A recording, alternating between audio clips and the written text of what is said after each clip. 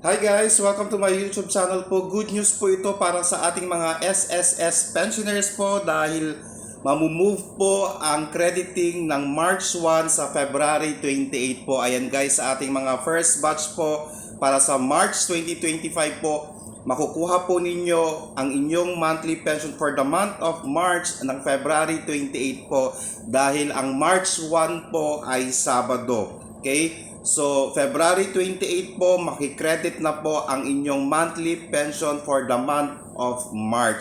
So, happy po lahat ang ating mga SSS pensioner po dahil mas maaga po nating makukuha ang ating monthly pension for the month of March. And guys, so sa ating mga SSS pensioners po na hindi pa po nakapag-ako for this month ng February, mag-akop na po para wala po tayong problema sa ating mga monthly pension po. Ayan guys, so please do not forget to subscribe, like, and share para po lagi po tayong updated sa ating mga videos. Maraming salamat po and stay safe. Bye-bye!